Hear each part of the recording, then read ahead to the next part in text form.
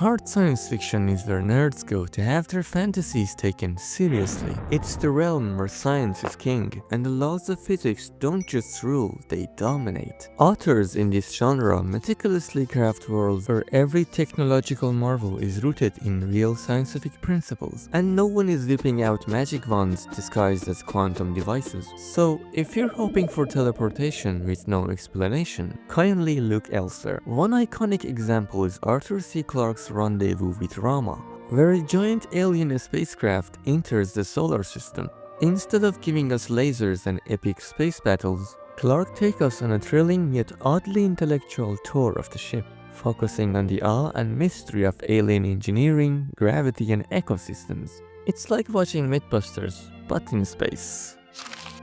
Soft science fiction is where science loosens its tie, kicks back, and lets human nature take center stage. Here, it's not about perfectly calibrated spaceship engines or quantum whatsits. It's about people, relationships, and social structures in the futuristic settings. Imagine a world where alien first contact is more about existential crises and awkward diplomacy, and less epic space wars. This genre loves to explore psychology, politics, and culture. Basically, all the messy things that make us human, but with cooler scenery. The perfect example is Ursula K. Le Guin's The Left Hand of Darkness. Instead of fighting aliens, the protagonist struggles to understand an alien society where people can shift genders. It's like Sci-Fi said, forget the tech bro, let's talk feelings, identity, and awkward cross-culture communications. So think less Star Wars and more therapy in space.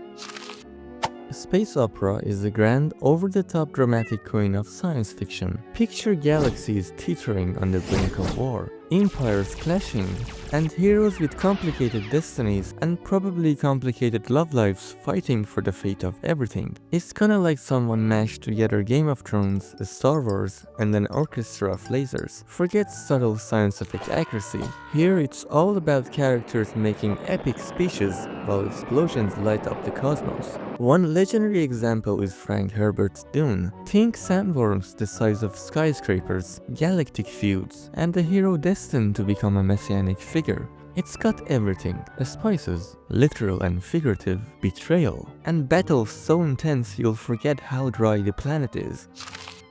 Cyberpunk is like a neon-drenched dystopia where technology rules, and hackers are the new anti-heroes. It's a future when you can jack into cyberspace, but good luck affording rent or staying out of surveillance state's gaze. Everything is gritty, everyone is disillusioned, and rainy cityscapes are permanently lit by flickering holographic ads. Expect a world where your best friend might be an AI, and your worst enemy is a mega corporation with more lawyers than employees. William Gibson's Neuromancer practically defined the genre. It follows a washed-up hacker who's dragged into high-stake digital heist with cyber-enhanced mercenaries, rogue AI, and shady conspiracies. Imagine Ocean's 11, but with cybernetic implants, existential dread, and the hacker muttering, "I was promised more money for this gig."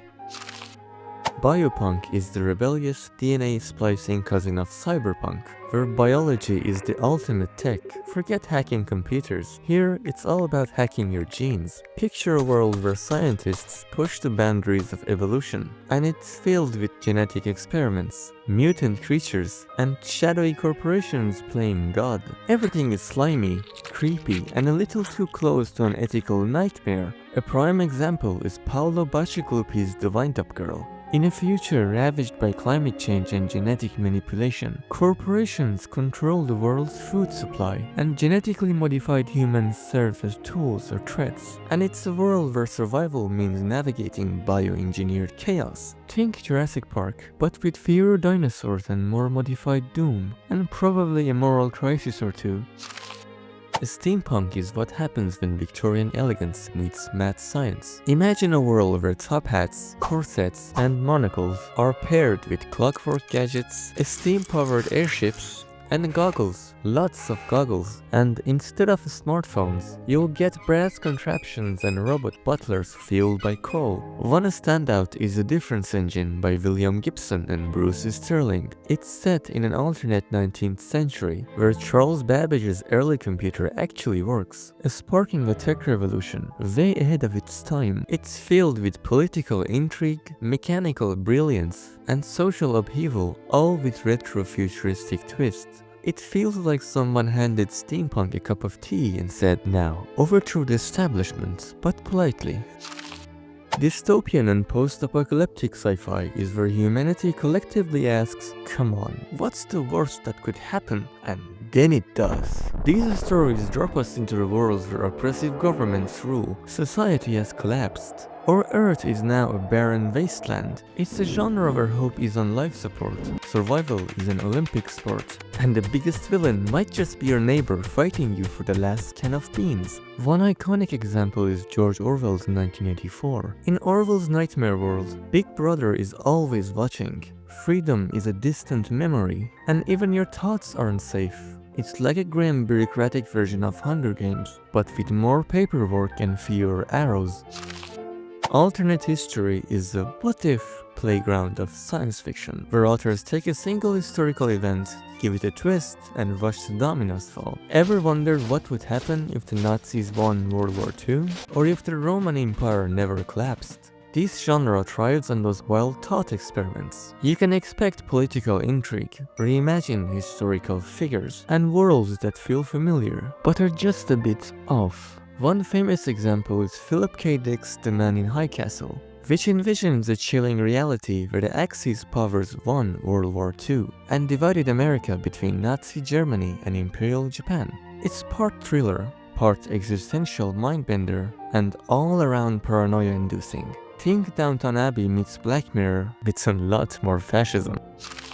Time travel sci-fi is where reality takes a wild spin through the space-time continuum, creating infinite possibilities and infinite headaches. It's the genre that loves to ask, what if you could change the past? Only to smack you down with paradoxes, butterfly effects, and versions of yourself awkwardly running into each other. Time travelers in these stories are either on the grand quest to fix history, or just trying not to accidentally erase themselves from existence. One legendary example is H.G. Wells' The Time Machine. A Victorian scientist builds a contraption to explore the distant future, only to find humanity split into two bizarre species, the gentle Eloi and the underground dwelling Morlocks. It's a thrilling ride through time with social commentary sprinkled in. Basically Doctor Who, but with a bit more cosmic panic mode and less phone boot action.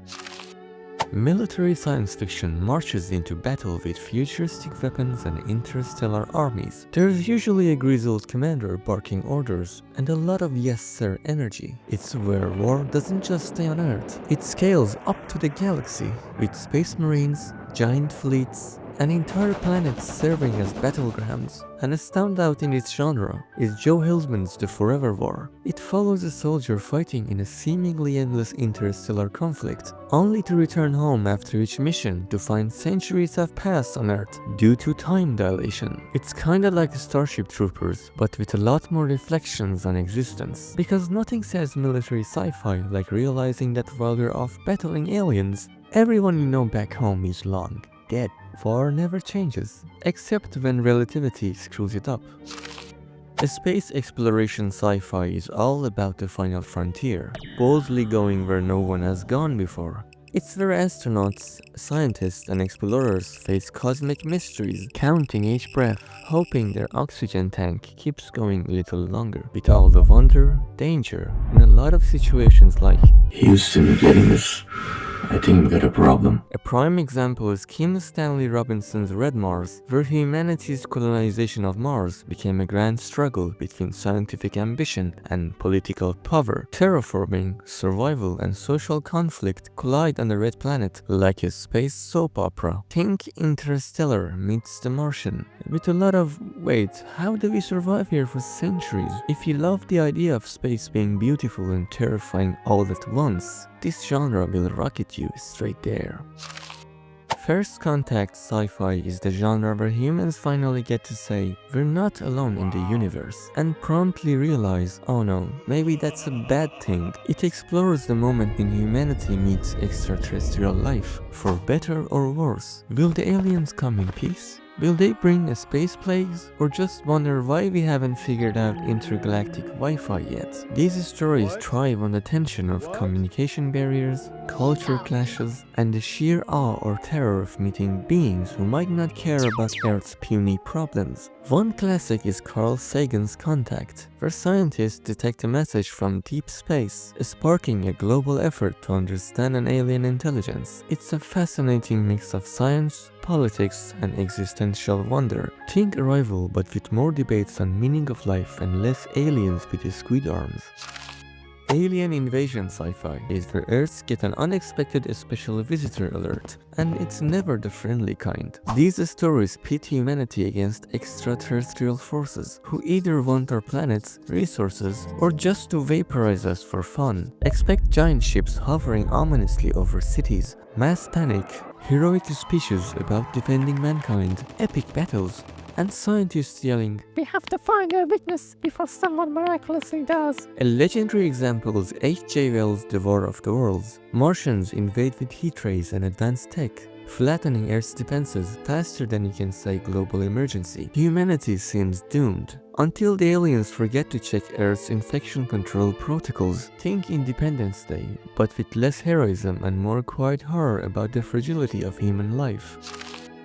Artificial intelligence sci-fi is where humanity's obsession with making smart machines inevitably backfires. It's a genre that asks, what if your toaster had opinions and a grudge? From superintelligence AIs questioning human purpose to rogue robots with a vendetta, these stories drive into the complex relationship between creator and creation. Will the AI save us, enslave us, or just roll its digital eyes at our primitive logic? A classic in this genre is Isaac Asimov's I, Robot, where a series of robot-related incidents puts the famous 3 laws of robotics to the ultimate test. It's a mix of philosophical thought experiments and robot drama, basically Westworld, but with fewer cowboys and more robots calculating how not to kill us.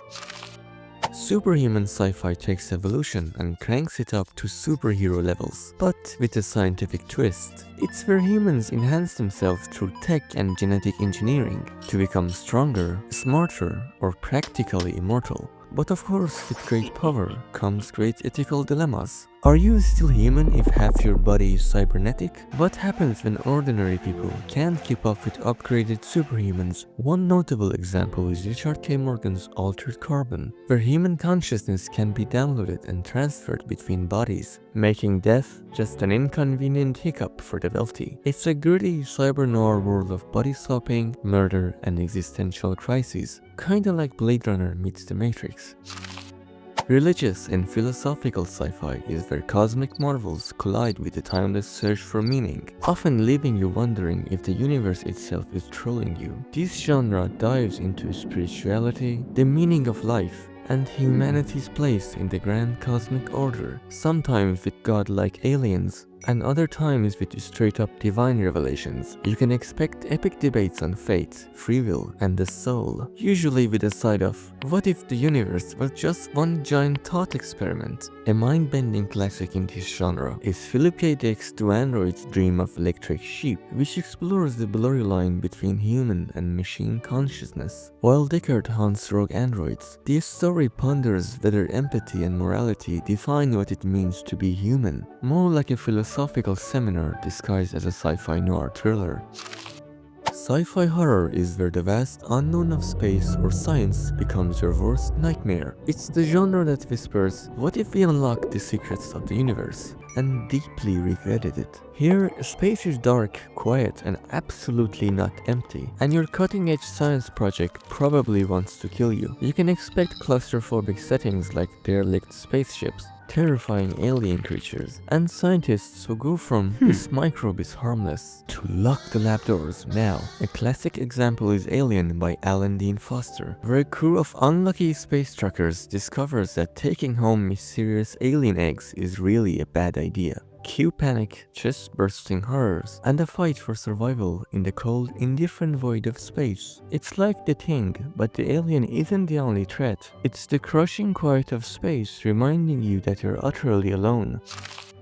Utopian science fiction is the genre that dares to ask, what if we actually got our act together instead of fighting all the time? It's a rare glimpse of future where society thrives in harmony. No dystopian overlords, no killer AIs, just a peaceful, progressive world where people live their best lives. Of course, these utopias often come with a catch, like a subtle control system, or philosophical dilemmas about happiness and free will. One shining example is Ian M. Banks' The Culture series, which depicts a post-scarcity civilization where advanced AIs and humans coexist in a near-perfect bliss. But even in this utopia, moral questions abound, like whether such perfection should be exported to less enlightened worlds. It's like a Star Trek without all the Federation drama, just peaceful exploration, ethical debates, and the occasional existential crisis.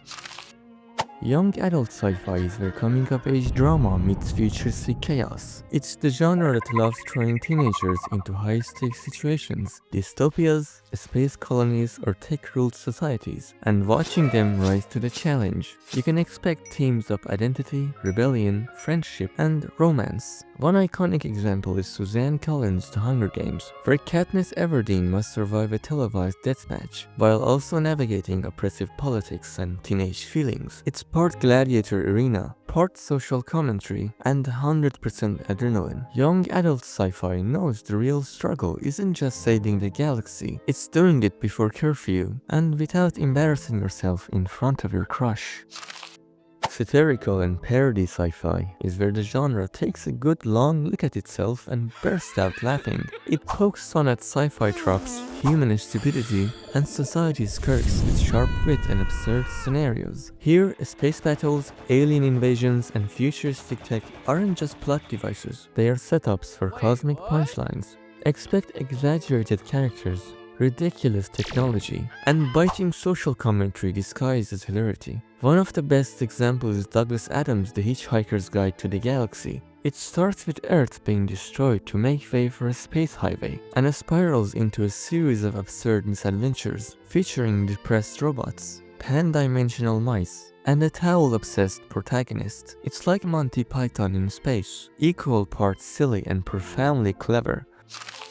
Sci-fi fantasy crossover is where technology and magic join forces, creating worlds where spaceships and sorcerers share the stage. It's a genre that refuses to choose between laser guns and enchanted swords, giving us both, and it works beautifully. Expect futuristic empires ruled by mystical beings, ancient prophecies alongside AI oracles, and characters who might wield both magic spells and plasma cannons in the same battle. A prime example is Anne McCaffrey's Dragon Riders of Pern, where what seems like a medieval world with fire-breathing dragons turn out to be a lost human colony facing extraterrestrial threats. A bit of spoiler, the dragons are bioengineered. It's part a space opera, part epic fantasy, and all awesome.